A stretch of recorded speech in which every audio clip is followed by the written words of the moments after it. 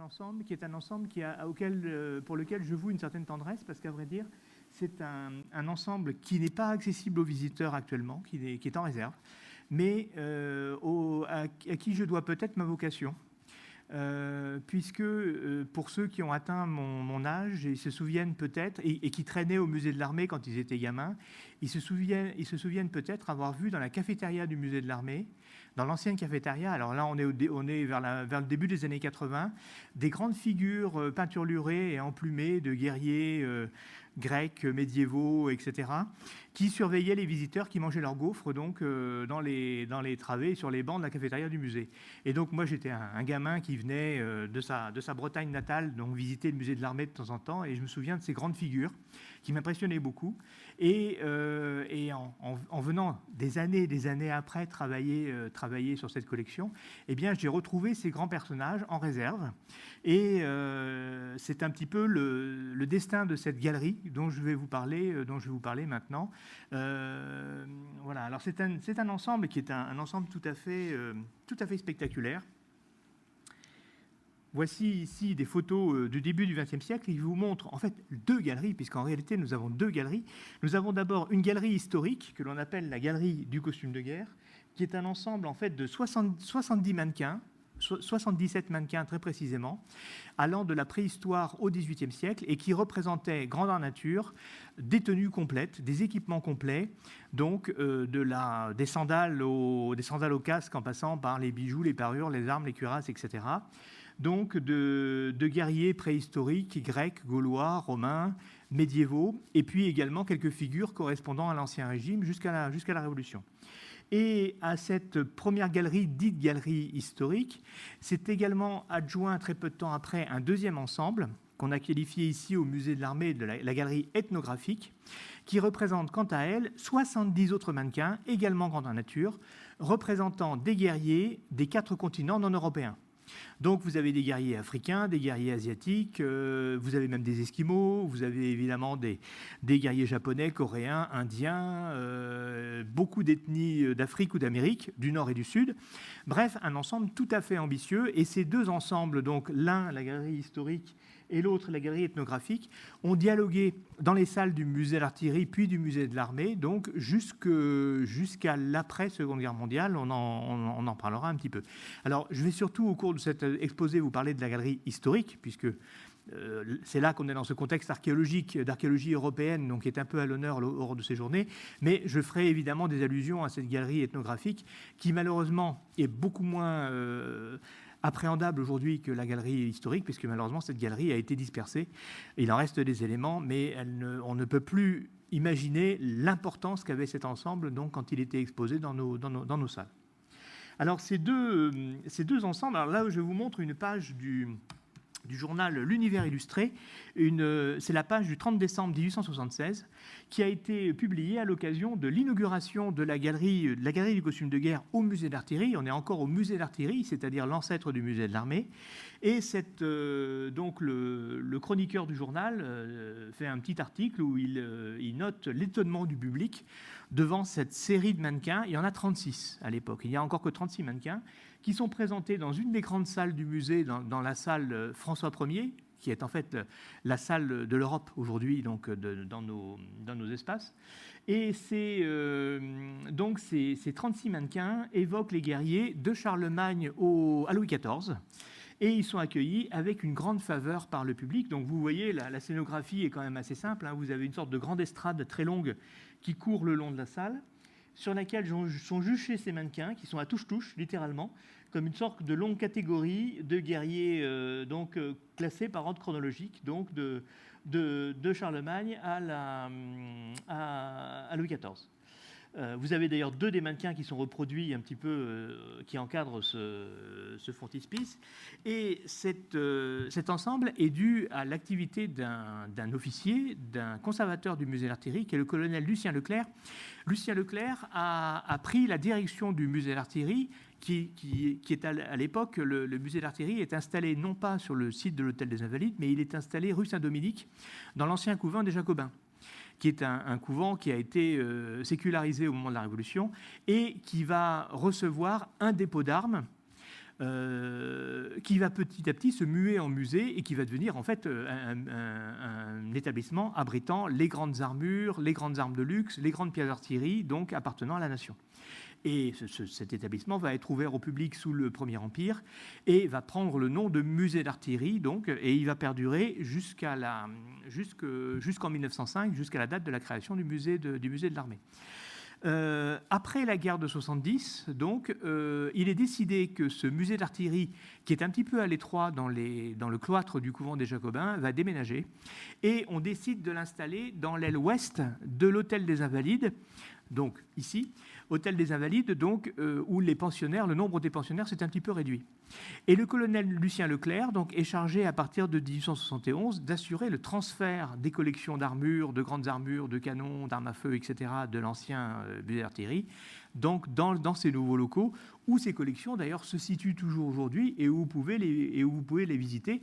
Il vous suffit de traverser la cour d'honneur et vous êtes donc dans les espaces occupés par Lucien Leclerc et par ses successeurs donc à partir de 1871. Et c'est une fois ce grand chantier de déménagement donc finalisé que le colonel Leclerc va lancer ce chantier auquel il rêve, qui est ce chantier de créer des figures synthétiques, si vous voulez, et didactiques, qui permettent aux visiteurs de remettre en connexion les éléments d'armes, les éléments d'équipement, les éléments de parure que conservait le musée, mais qui ne permettaient pas, évidemment, de réaliser des silhouettes complètes. Et donc, on va avoir recours à des facsimilés, à des copies, pour réaliser ces grands ensembles. Alors, les premières traces que nous avons dans nos inventaires de l'acquisition de cet ensemble, en décembre 1873, il est écrit dans notre registre d'entrée que 10 mannequins vont être achetés au collectionneur William Riggs. William Riggs est un Américain qui est installé à Paris depuis la fin des années 1850 et qui va constituer à Paris, dans son hôtel parisien, une très grande collection d'armes et d'armures anciennes.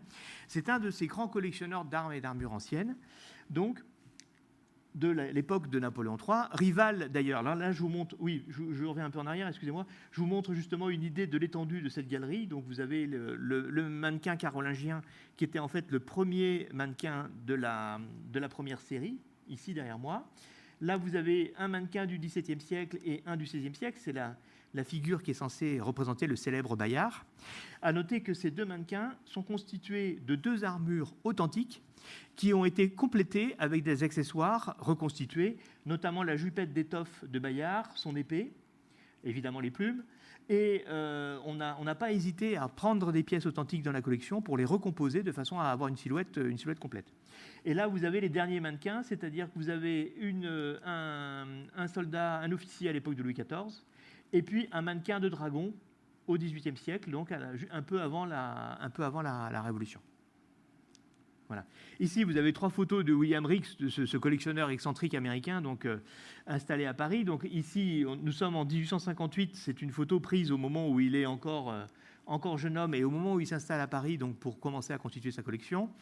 Au centre, il est portraituré par un peintre français qui s'appelle Fernand Humbert, qui le représente donc Ferdinand Humbert, pardon, et qui le représente avec une armure du XVIe siècle, donc un petit peu un portrait historique, si vous voulez, de fantaisie, avec notre collectionneur ayant revêtu une de ces armures.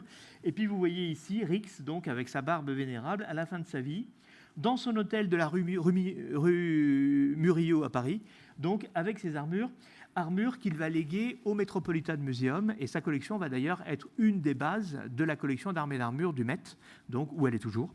Et il offrira ses collections au Met donc en 1913, et il meurt en 1925, et c'est en 1925 un legs complémentaire qui assurera au musée américain donc la suite des pièces venues de Riggs.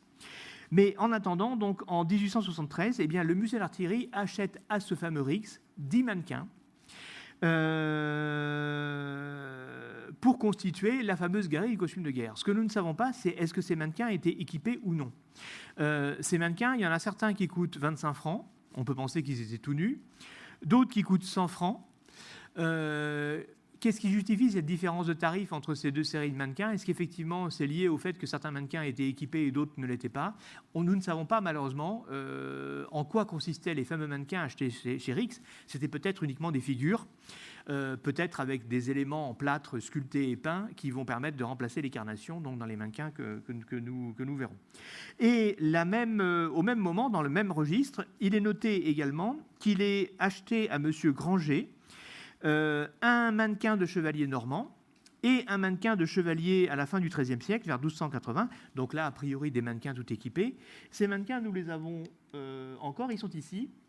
Donc vous avez le mannequin du Normand dans la tenue que portaient les... Enfin, une reconstitution de la tenue que portaient les combattants d'Hastings, donc les compagnons de Guillaume le Conquérant. Et de l'autre côté, un chevalier croisé à la fin du XIIIe siècle. Alors vous voyez le caractère extrêmement spectaculaire avec ses plumes, ses couleurs assez vives, ces éléments peints, puisqu'on a vraiment un souci de reconstituer l'allure de ces guerriers à l'époque médiévale, donc en utilisant aussi des décorations à base de peinture sur les armures. Et au milieu, eh bien, vous avez le tract commercial de Monsieur Granger, qui est en fait un fournisseur bien connu de costumes de théâtre et d'opéra. Et ce tract a été retrouvé d'ailleurs dans les archives de l'Opéra de Paris. Et ça montre la spécialité donc, de Granger dans les armures reconstituées et les accessoires à façon donc, pour le domaine des spectacles. Ce sont les deux seuls mannequins complets qui sont inscrits à nos inventaires. Tout le reste de la galerie a été constitué sans qu'il n'y en ait de traces dans nos inventaires. Donc, on a moins d'informations sur les provenances des accessoires qui ont été éventuellement mis en œuvre. Voilà. Alors, la plupart des premiers mannequins de cette série sont des mannequins médiévaux.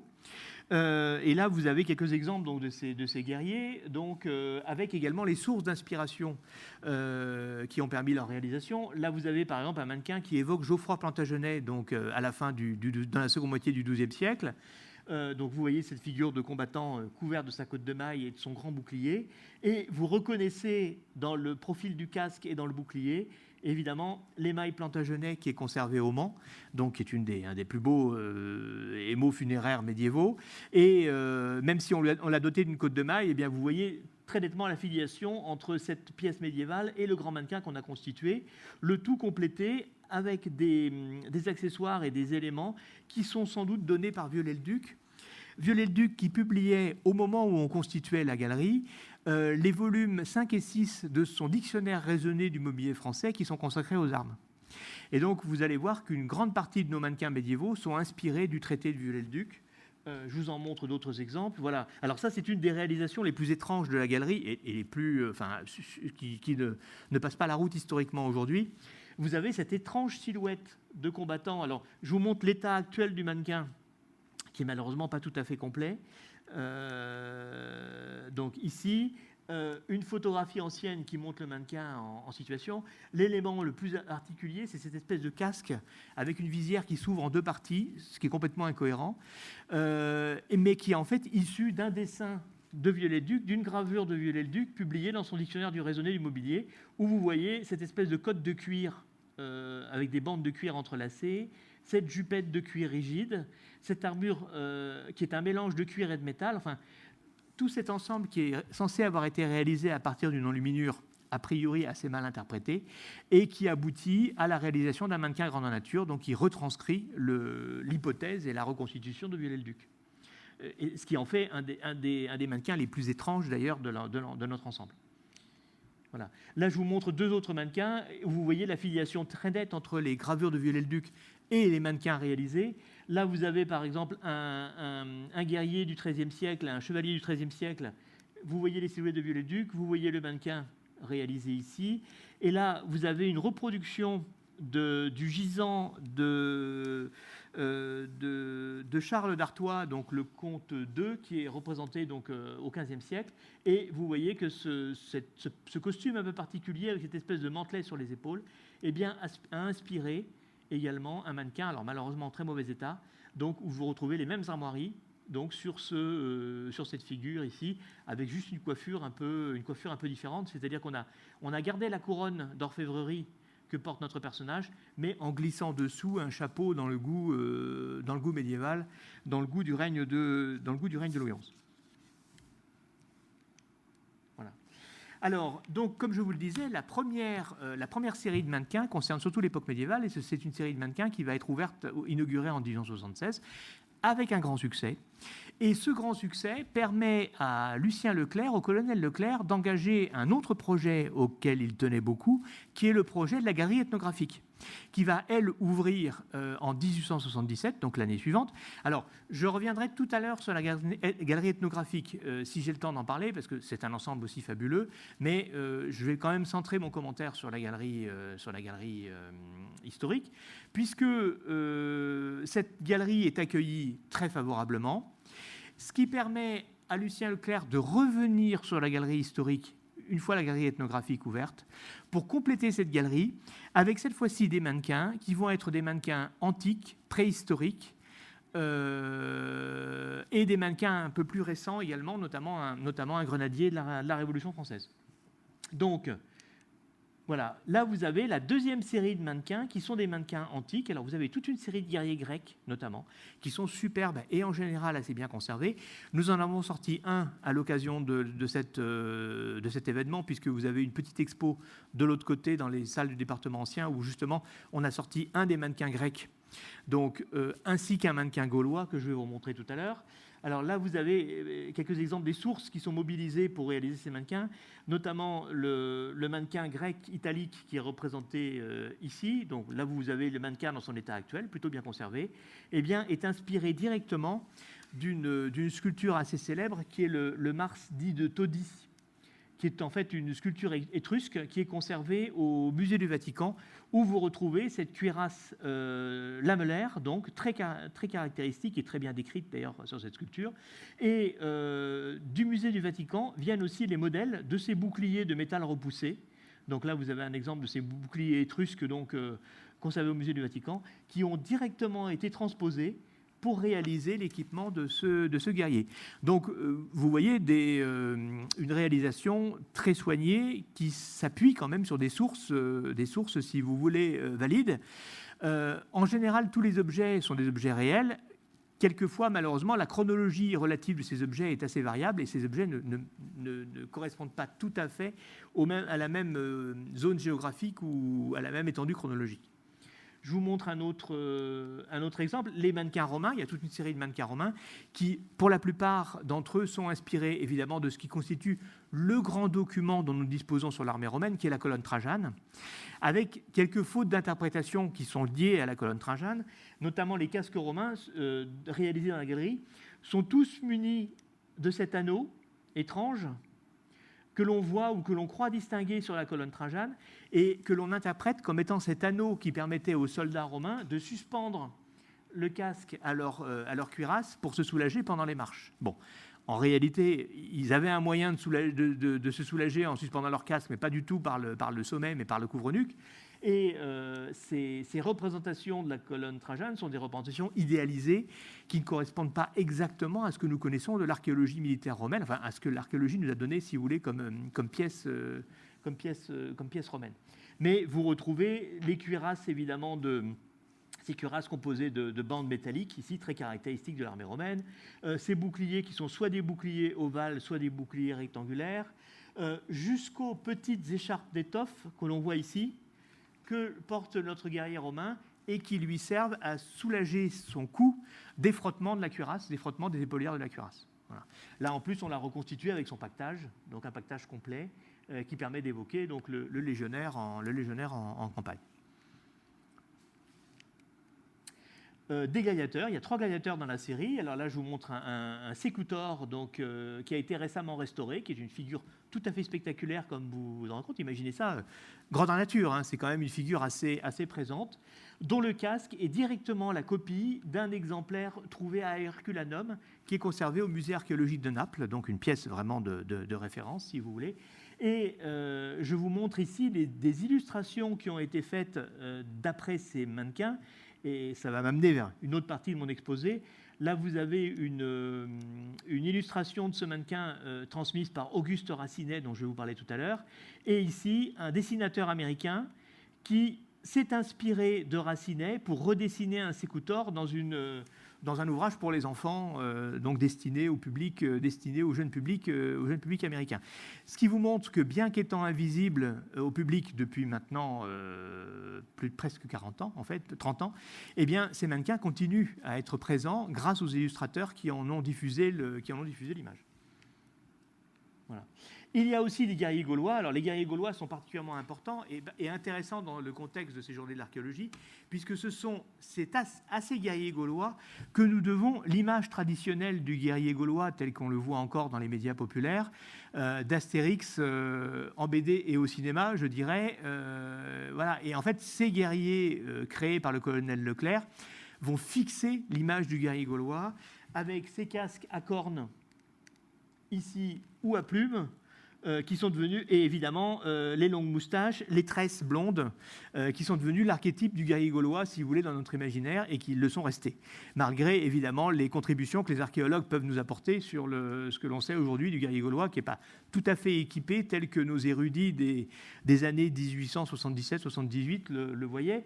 Alors, ce qui est intéressant, c'est que ces figures ne sont quand même pas faites n'importe comment, elles sont référencées, puisque vous voyez que cet étrange casque à cornes ici, eh bien, c'est une transcription tout à fait soigneuse de bas-reliefs, de trophées d'armes qui sont représentés sur les bas-reliefs de l'Arc de Triomphe d'Orange, où vous voyez ces casques à cornes, ici, avec une sorte de rouelle sur le timbre que vous retrouvez ici, y compris la volute ici que vous avez donc repoussée dans le casque.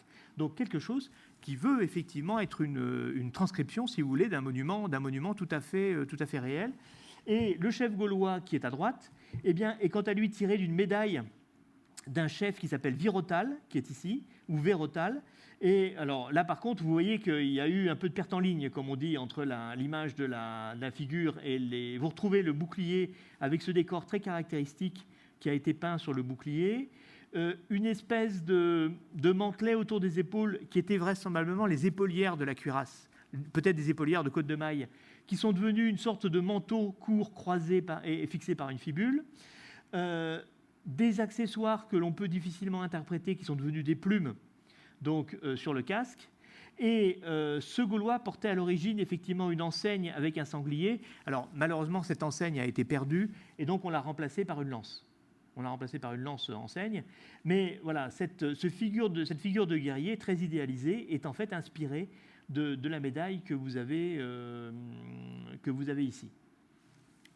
Voilà. Alors évidemment, les tresses blondes et la moustache démesurée ne sont pas compris dans la médaille, mais c'est un cadeau en plus que nous offre le conservateur du musée d'artillerie.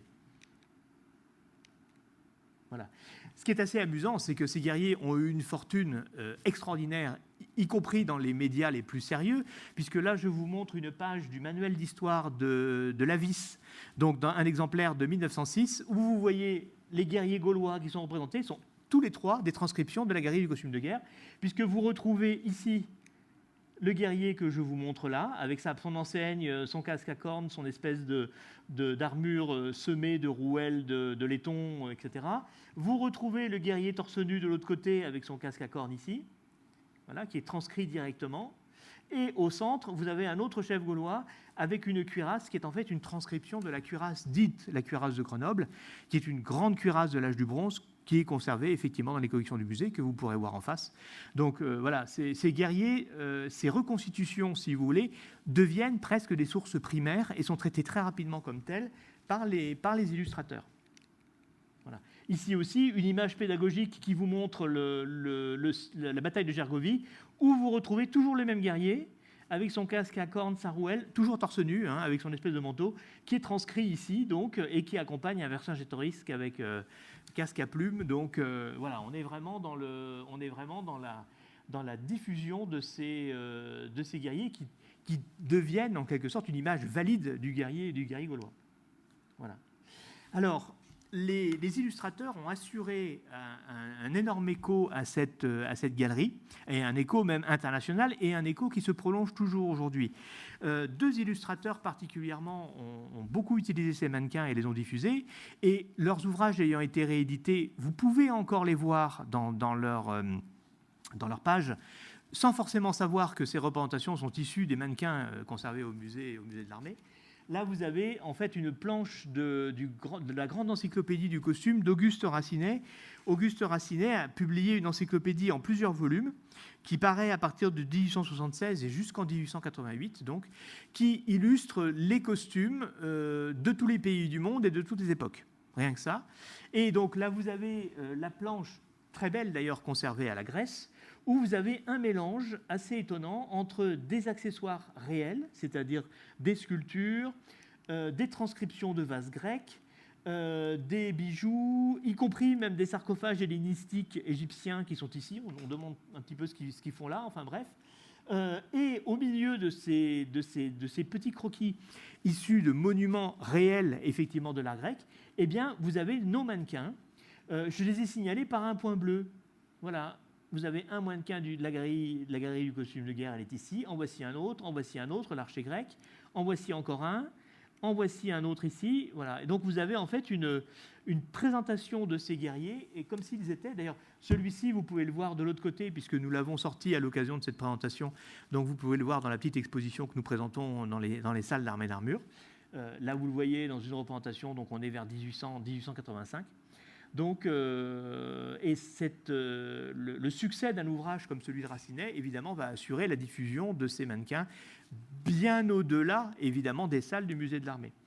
Un autre illustrateur va contribuer à cette diffusion. C'est un illustrateur allemand qui s'appelle Friedrich Ottenroth, qui publie quant à lui une grande encyclopédie du costume entre 1884 et 1891. Alors, ici, vous avez à droite donc, le travail d'Ottenroth, ici, dont le dessin n'est pas tout à fait le même que celui de Racinet. Là, je vous montre les mannequins médiévaux représentés par Racinet. Et vous retrouvez chez Ottenroth les mêmes mannequins. Ce sont ceux qui sont signalés avec le point bleu. Le mannequin carolingien qui est là, le guerrier de l'an 1000, le guerrier d'Hastings qui est ici. Alors, quelquefois, il change un peu les positions, mais on retrouve bien nos personnages. Le Geoffroy Plantagenet, que je vous ai déjà montré, et qui est représenté ici. Voilà, vous le retrouvez aussi. Voilà. Donc, ces illustrateurs vont assurer l'écho de cette galerie. Là, je vous montre d'autres illustrateurs qui ont également diffusé ces mannequins. C'est Liliane et Freek Funken, qui est un couple d'illustrateurs belges, qui sont en fait des auteurs de bande dessinée, qui ont publié une grande encyclopédie à succès sur l'histoire militaire et les uniformes, une encyclopédie plutôt destinée aux jeunes, mais qui est toujours éditée aujourd'hui. Et donc, ils ont très abondamment puisé dans la galerie du costume de guerre pour représenter un certain nombre de guerriers. Là, vous avez le mannequin qui est censé illustrer Xaintrailles, compagnon de Jeanne d'Arc, donc la photo originelle, l'état actuel du mannequin, avec quelques modifications, et le dessin qu'en font Liliane et Funken. Il est très difficile d'imaginer, quand on voit cette figure, qu'en fait, il s'agit d'un mannequin plutôt assez raide, en réalité, retranscrit. Là, il a une assez belle allure, voilà, avec des détails archéologiques un peu étranges, comme cette espèce de casque avec une mentonnière le couvrant jusqu'au nez, qui ne paraît pas très fonctionnel. Mais en tout cas, les Funken ont aussi beaucoup tapé sur nos mannequins pour en assurer la diffusion. Voilà. Là, je vous montre un exemple de ces inspirations, de ces sources d'inspiration que peut devenir un mannequin. Ici, nous revenons sur ce mannequin de croisée de la fin du XIIIe siècle, donc, que j'ai illustré. Alors, ce mannequin a été réalisé à partir d'un sceau, qui est le sceau qui est ici, qui est un sceau, donc le sceau duc de Châtillon. Et vous retrouvez cet équipement, les armoiries d'abord, très reconnaissables, le casque avec une sorte d'aigrette en plume, les ailettes rigides de forme rectangulaire qui couvrent les épaules, que vous retrouvez ici, la chaîne qui accroche l'épée à la poitrine du combattant, qui est ici. Alors là, c'est le casque qui est accroché en fait à la chaîne, mais vous avez cette chaîne d'armes, donc très caractéristique, qui est accrochée. L'armure, quant à elle, est reconstituée à partir d'un dessin très précis et très technique réalisé par Viollet-le-Duc. C'est-à-dire, il imagine que des petits anneaux étaient rangés les uns à côté des autres dans une garniture textile de façon à constituer une armure qui est en fait une variante de la cotte de maille, si vous voulez, dont malheureusement nous n'avons pas de traces archéologiques, mais qui est une armure très particulière. Et ce mannequin a inspiré une représentation dans un tableau faite par un peintre historiciste qui s'appelle Albert Maignan, qui représente Renaud de Bourgogne, donc octroyant au début du XIVe siècle une charte de franchise au territoire de Belfort, à la ville de Belfort. Donc c'est une des œuvres, si vous voulez, un peu icône de l'histoire de Belfort.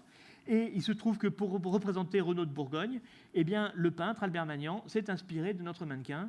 Donc vous retrouvez les épaulières carrées, les brassards métalliques qui sont dessous sur le haut des bras, la cotte de maille avec cette étoffe rouge emprisonnant des petits anneaux ici, la chaîne qui suspend l'équipement. La seule chose qu'il a fait, c'est qu'il a enlevé le casque, évidemment, pour que la figure soit un peu moins austère. Mais vous voyez que ces grands mannequins peuvent inspirer donc des artistes de renom et devenir une source archéologique majeure. Voici l'état actuel de la galerie, en fait, dans une de nos réserves, puisque aujourd'hui, en fait, sur les 77 mannequins, il y en a à peu près une quarantaine qui sont conservés, pas tous en très bon état, malheureusement. Comme il ne s'agissait pas d'éléments authentiques, évidemment, ils n'ont pas été aussi soignés, je dirais, que pouvaient l'être les collections réelles du musée de l'Armée, puisque je vous rappelle que très peu de ces pièces sont en fait inscrites à nos inventaires. En réalité, ils étaient un petit peu considérés comme du matériel pédagogique. Et donc là, on est en train de faire une opération d'inventaire et de reconstitution de ces mannequins, si vous voulez, de retrouver les éléments démembrés. Certains, malheureusement, ne seront pas récupérables, mais voilà, ça permet de traiter cette collection et de faire un petit point sur l'état des mannequins qui pourraient être restaurés. On essaye de les remettre en état de temps en temps pour les prêter à des expositions temporaires. Voilà. Et cette galerie a eu un double et a créé une sorte de copie, si vous voulez, a eu des émules, puisque là, je vous montre une galerie de 14 mannequins qui est conservée en Allemagne, au château de Marxburg. C'est à côté c'est dans la Darmstadt. Le château de Marxburg, en fait, où dans les années 1880, eh bien, on a installé une galerie de 14 mannequins qui reprenait en grande partie les mannequins de la galerie costume de guerre. Donc, vous retrouvez un hoplite grec, un légionnaire romain, un guerrier franc, le carolingien qui est vraiment un décalque presque complet de notre carolingien de la galerie costume de guerre. Enfin bref, cette galerie donc a inspiré cet ensemble beaucoup plus réduit, mais conservé en Allemagne et toujours visible aujourd'hui d'ailleurs, où il a toujours beaucoup de succès. Je vais vous dire un petit mot de la galerie ethnographique, qui est quand même le deuxième grand projet de Lucien Leclerc, mais il y a certains aspects amusants à faire. Là, évidemment, la question était toute différente, c'est-à-dire qu'il ne s'agissait pas de reconstituer des guerriers du passé, mais des guerriers qui étaient encore en activité, je dirais, au moment où Lucien Leclerc a conçu sa galerie, donc dans les années 1875. Et donc, pour constituer cet ensemble de guerriers non européens, le musée de l'Armée écrit partout à tous les attachés militaires à l'étranger, à toutes les ambassades, de façon à tous les comptoirs militaires, à une période où nous sommes dans une période d'extension évidemment de l'empire colonial français, mais ces mannequins ne correspondaient pas uniquement aux zones colonisées par l'armée française. Et donc on écrit partout de façon à se faire envoyer du matériel, des accessoires, des parures, des armes, voire des matières premières, comme des tissus, des cornes, des plumes, qui pouvaient être mises en œuvre de façon à reconstituer cet ensemble. Alors évidemment, il fallait aussi s'appuyer sur des experts pour réaliser cette galerie. Et donc pour celle-ci, eh bien, Lucien Leclerc s'adresse à Ernest Théodore-Ami.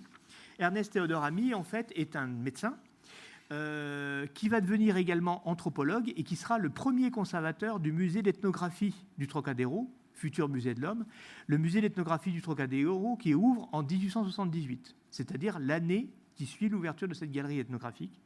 Et Ernest Théodore-Ami va mettre sa documentation à disposition du musée d'artillerie.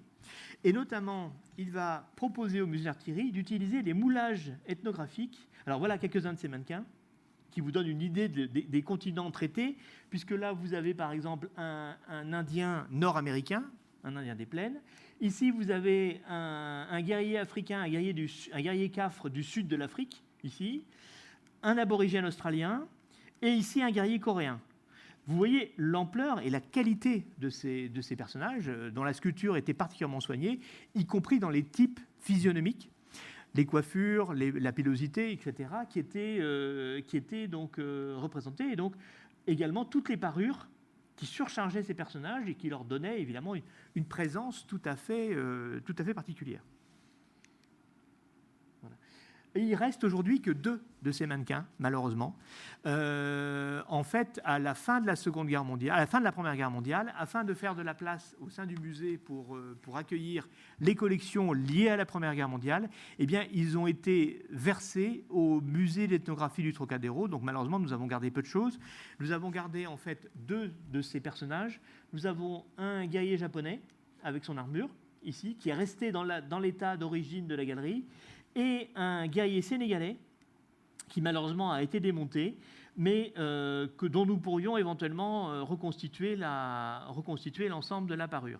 À noter que la physionomie et le visage du guerrier sénégalais est inspiré d'une sculpture de Charles Cordier. Charles Cordier est un sculpteur, un grand sculpteur du XIXe siècle qui s'était spécialisé dans les figures de pittoresques exotiques. Et il a fait notamment de très belles figures africains, arabes ou asiatiques, donc, qui sont conservées en grande partie au musée d'Orsay. Et c'est le visage de Charles Cordier qui a été transposé pour réaliser la physionomie de ce guerrier sénégalais. Donc un travail très approfondi, si vous voulez, sur les traits et la typologie physique de ces mannequins. Voilà. On a utilisé donc, pour réaliser ces figures, on a utilisé les moulages anatomiques que vous pouvez voir aujourd'hui au Musée de l'Homme, qui était une grande collection sur laquelle veillait Ernest Théodore Ami, qui étaient des moulages faits sur le vif, sur des populations donc, dans les différents territoires, soit des territoires coloniaux où la France était en train de se déployer, soit d'autres terrains où on envoyait des expéditions. Et donc on moulait sur le vif un certain nombre d'individus de façon à conserver les types physiques, si vous voulez, de ces différentes ethnies, des différents continents. Et donc ce sont ces moulages qui ont servi de référence, si vous voulez, et de base pour reconstituer nos mannequins. Donc un travail anthropologique très poussé. Vous avez d'ailleurs ici, dans cet ensemble, cette présentation qui est celle du Musée de l'Homme, vous avez les moulages en question, ici, et puis vous avez 2 figures de Cordier dont je vous parlais, qui sont des interprétations de sculpteurs, qui représentent un autre type, si vous voulez, de traitement des physionomies humaines du monde à la même époque. Voilà. Dans les inventaires du musée d'artillerie à cette époque, eh bien, pendant 2 ou 3 ans, toutes les acquisitions du musée d'artillerie sont constituées de pièces liées à équiper la galerie ethnographique. Alors, ça fait une véritable liste à l'après-vert, parce qu'on trouve tout un tas de trucs. Là, je vous mets un exemple justement du registre d'inventaire. On est en 1876. Coiffure de feuilles de bananier provenant des indigènes des côtes de l'Afrique, donnée au musée pour l'exposition permanente des colonies, etc. Cartouchière provenant du Grand Basseur, Afrique.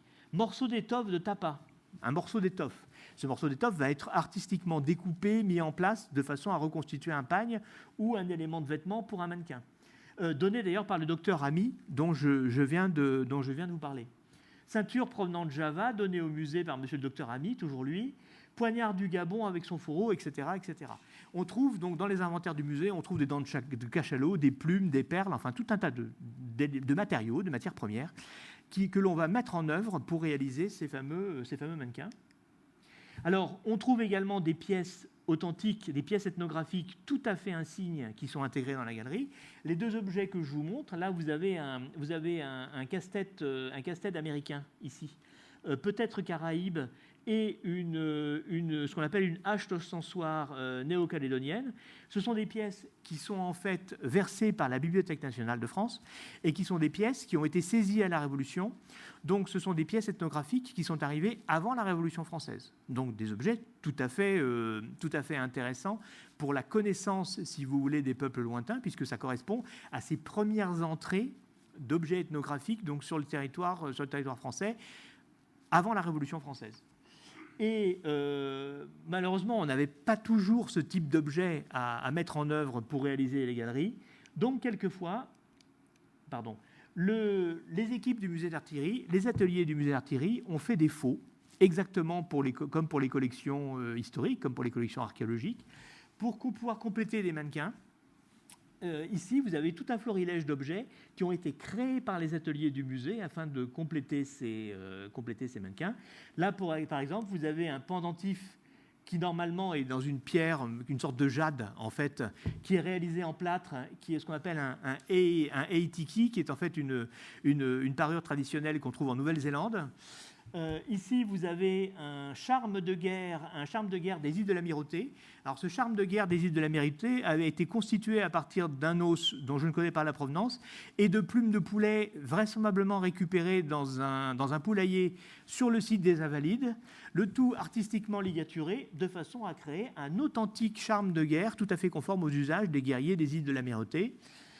Ici, vous avez un casse-tête qui représente les casse-têtes de certaines tribus d'Amérique du Nord, de certaines tribus des Indiens des Plaines.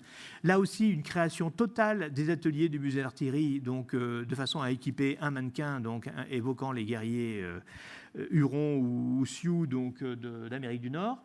Une coiffure également d'Amérique du Nord, alors qui est une création étonnante, parce qu'elle est constituée de cuir, d'étoffe, de perles, etc., le tout artistiquement combiné.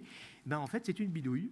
C'est une invention, enfin c'est une invention, ça correspond à des modèles connus et documentés, mais c'est une création du musée de façon à avoir vraiment quelque chose qui ressemble aux parures utilisées par ces guerriers, et également un casque en vannerie, qui sont des casques utilisés à Hawaï, donc, dont on trouve des exemplaires authentiques par ailleurs, mais là qui est réimité par les ateliers du musée. Donc une sorte un travail de faussaire en quelque sorte, et un travail de réinvention de ces parures ethnographiques mises au service de la science. Alors pour la petite anecdote, les collections du musée du musée d'ethnographique du Trocadéro, donc devenu musée de l'Homme, ces collections ont été transposées au musée du Quai Branly, notre voisin, et jusqu'à une date assez récente, et jusqu'à ce que cette collection soit étudiée par une jeune étudiante qui a réalisé un master très complet sur cette galerie, eh bien, on était persuadé au Quai Branly que tous ces accessoires étaient authentiques. Et c'est évidemment en travaillant sur les inventaires du musée et en travaillant sur la réalisation de cette galerie qu'on s'est rendu compte que ces pièces, en réalité, étaient des inventions, étaient des créations dues aux ateliers du musée d'artillerie. Donc ces pièces ont été retirées des salles, mais elles faisaient jusque-là illusion et on les considérait comme étant un authentique casse-tête huron ou moi, ce que je trouve le plus chouette, c'est le charme de guerre des îles de l'Amirauté, là, sans doute réalisé avec un vulgaros de poulet, qui est sans doute le vestige d'un repas d'un des gardiens du musée d'artillerie, donc devenu une pièce ethnographique tout à fait rarissime et très caractéristique d'une ethnie insulaire, donc océanienne. Voilà. Je vais m'arrêter là, j'ai pris un peu trop de votre temps et je suis à votre disposition pour des questions sur ces deux ensembles.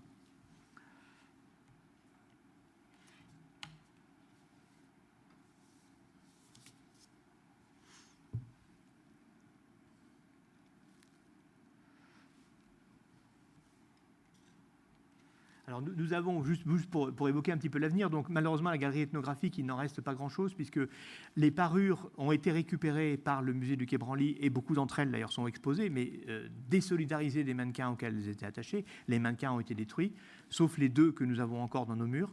Et quant aux mannequins de la galerie historique, nous en resterons un de temps en temps.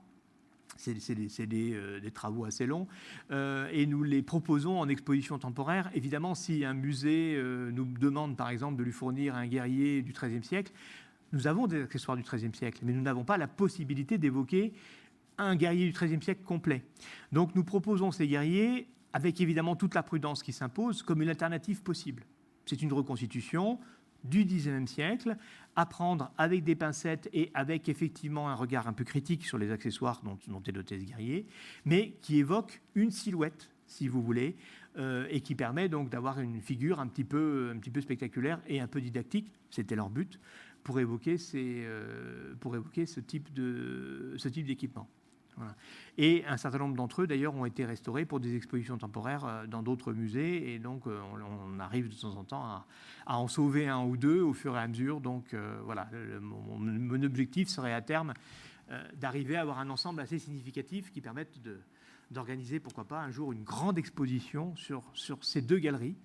Donc, qui sont à la fois un ensemble pionnier sur le plan de l'archéologie pour la galerie du costume de guerre et un ensemble plus pionnier sur le plan de l'ethnographie et de l'anthropologie comparée qui est la galerie ethnographique.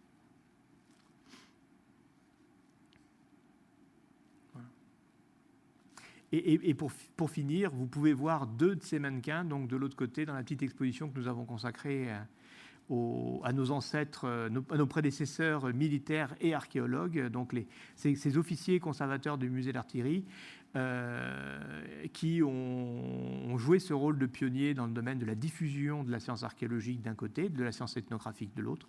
Donc on a sorti un mannequin gaulois et un mannequin grec récemment restaurés, donc tout à fait spectaculaire, qui vous donne une idée de l'aspect extrêmement frappant que pouvait avoir cette galerie quand elle était réunie sous les yeux du public.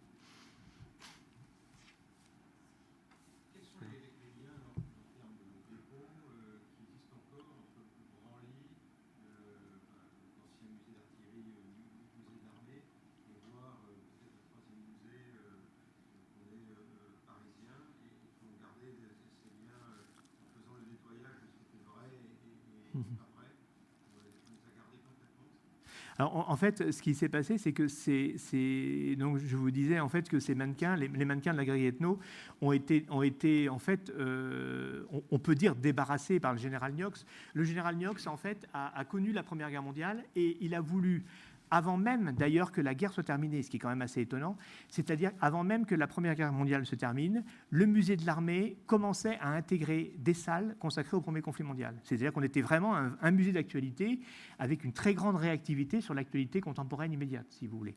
Il avait besoin de place pour ce projet et donc il considérait que, en gros, ces guerriers emplumés des sauvages, entre guillemets, n'avaient plus leur place au musée. Et donc, il les a proposés un peu de force au musée d'ethnographie qui les a pris. Le musée d'ethnographie a déshabillé les mannequins, a gardé les accessoires, les parures, authentiques ou fausses ou simulées, et la partie en plâtre donc a été jetée. Mais ces pièces sont restées des dépôts du musée de l'armée au musée d'ethnographie du Trocadéro, devenu musée de l'homme, et ensuite ces collections ont été transportées au musée du Quai Branly, puisque le musée du Quai Branly a récupéré toutes les collections en fait artistiques, peut-on dire, du musée de l'homme. Donc c'est encore un très gros dépôt de plusieurs centaines de pièces que le musée de l'armée fait au musée du Quai Branly. Beaucoup de ces pièces sont exposées, en très bonne place d'ailleurs dans les salles du musée, puisqu'il y a des pièces africaines, océaniennes, américaines, etc. Beaucoup également sont en réserve. Et l'objectif serait peut-être éventuellement et grâce aux archives très complètes du musée du Quai Branly, justement, on a pu remonter l'histoire de cette galerie, puisque eux ont numérisé tous les inventaires du musée de l'homme et du musée du Trocadéro. Donc ça a été très précieux pour remonter l'histoire de ces pièces et les réidentifier. Ce que l'on pourrait éventuellement voir avec nos collègues du Quai Branly, c'est de faire revenir un certain nombre de pièces qui pourraient être intéressantes soit pour nos parcours, soit pour rééquiper éventuellement un ou deux de ces mannequins pour évoquer la contribution des militaires à la découverte de l'ethnographie mondiale, en fait. Parce qu'on est dans une période où, effectivement, il se trouve que les militaires ont été les pionniers sur les sciences de l'homme, que ce soit les sciences de l'homme du passé avec l'archéologie ou les sciences de l'homme du présent, avec l'ethnographie, puisque dans un contexte évidemment qui est un contexte de conquête coloniale et d'un contexte de maîtrise du territoire étranger, eh bien, on s'intéresse aux individus, c'est-à-dire qu'on s'intéresse, on les documente, on essaye de les comprendre, on essaye d'écrire leur histoire. Et le colonel Leclerc a des phrases assez fortes d'ailleurs dans l'introduction au texte sur la galerie ethnographique. Il dit: nous avons décidé de représenter ces guerriers, en gros, autour de 1800, avant qu'ils ne soient corrompus par la civilisation européenne. C'est-à-dire qu'en fait, il y a une sorte d'image aussi idéale de ces guerriers. Et il veut essayer de fixer... Il est bien conscient que c'est une chose qui est en train de disparaître, à cause des contacts entre, évidemment, les Européens et ces différentes populations. Et il veut essayer de fixer cette mémoire qui est déjà en train de disparaître, en fait. On est en 1877, donc quand même très, très tôt. Et il veut lutter contre cette corruption qu'apporterait l'Europe sur ses usages militaires, africains, océaniens ou asiatiques. Donc, on peut dire qu'on a une vision humaniste. Alors, évidemment, quand on les regarde aujourd'hui, ces mannequins peuvent nous étonner parce qu'évidemment, on est dans un contexte post-colonial. Donc, on peut les voir comme étant un symbole de l'oppression de l'Europe sur le reste du monde, etc., où ou d'un regard un peu, comment dirais-je, un peu dominateur de l'homme occidental chrétien sur ces sauvages emplumés. En fait, ces guerriers ont de l'allure. C'est-à-dire que le but n'est absolument pas de les ridiculiser, au contraire, le but est d'essayer de façon la plus exacte possible, y compris en se livrant à des tripatouillages et en créant des facsimilés, mais de la façon la plus exacte possible, d'essayer de documenter ce qu'ils sont et quels sont leurs usages. Et on est vraiment dans une entreprise scientifique dans ce but, puisque quand on n'a pas la matière pour les recréer, on l'invente en fait. On l'invente pour avoir la silhouette la plus exacte, la plus vraie possible.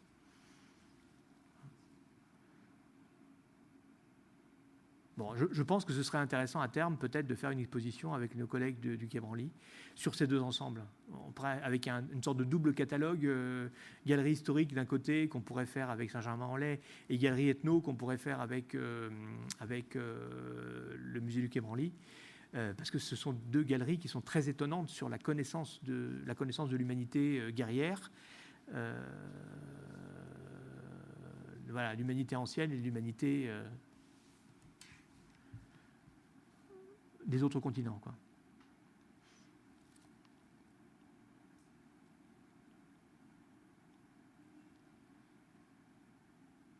Alors, ce qui est assez amusant, c'est que en fait, ces mannequins sont très souvent cités parce que les photographies circulent, parce que les illustrations circulent, mais on a oublié d'où ils venaient. C'est-à-dire qu'on montre les images de Racinet, on montre les photos où on voit quelques photos de la galerie ethnographique qui continuent à circuler parce qu'ils ont été beaucoup diffusés à leur époque, mais on a oublié où ces mannequins étaient mis en œuvre en réalité. Et quelquefois, on a perdu le lien avec la collection originelle. Donc, vous ouvrez un dictionnaire encyclopédique, vous regardez, je sais pas, je dis n'importe quoi, hein, vous regardez un dictionnaire des années 60 ou 70, vous regardez Zoulou, vous avez 80% de chances de tomber sur le guerrier Zoulou de la galerie ethno, voilà, qui est représenté et qui est dessiné au trait en marge de la notice qui lui est consacrée. Voilà. Sauf qu'on ne sait plus ce que c'est. On ne sait plus du tout que c'est un mannequin réel qui a été réalisé ici au musée de l'Armée, en fait. Et c'est le cas pour les planches de chevalier, les planches d'armure également dans les anciens dictionnaires encyclopédiques où ces figures sont encore très vivantes. Il y a une image d'ailleurs sur laquelle je ne me suis pas appesanti que je voulais vous montrer parce qu'elle était assez caractéristique et j'ai dû passer un peu vite dessus. Voilà, c'était celle-là, qui est assez amusante. Là, vous aviez le mannequin qui était consacré à Du Guesclin. Voilà. Mannequin, il a disparu malheureusement parce que les éléments d'armure qui étaient mis en œuvre sur ce mannequin sont des éléments d'armure authentiques. Donc du coup, le mannequin a été déshabillé, les armures sont revenues, si vous voulez, dans les vitrines. Donc voilà, et on a oublié et tous les éléments textiles ont été jetés. Là, vous avez Du Guesclin représenté par Liliane et Pfaffunken dans leur encyclopédie du costume militaire. Donc vous le voyez, vous le reconnaissez bien avec sa grande épée. Ici, vous avez un jouet de la célèbre et défunte maison Starlux, représentant Du Guesclin, donc transposé sous la forme d'un jouet qui fait quelques centimètres de haut. Et là, vous avez un illustrateur contemporain, Patrice Della Negra, qui fait des petites cartes postales historiques et qui reprend la filiation finalement de ceux Du Guesclin que vous retrouvez à travers le temps. Voilà. Cette figure, elle n'est plus visible depuis peut-être 1910 ou 1920, vous voyez, mais elle continue à vivre à travers les illustrations, à travers les images qui en sont tirées. Ce qui est quand même assez étonnant de voir la pérennité de ces images et la pérennité de cette silhouette jusque dans les coffres à jouets de nos gamins, quoi. Donc cet ensemble, je pense, est vraiment le fondateur d'un imaginaire historique qui a vraiment irrigué très largement et très profondément nos sociétés.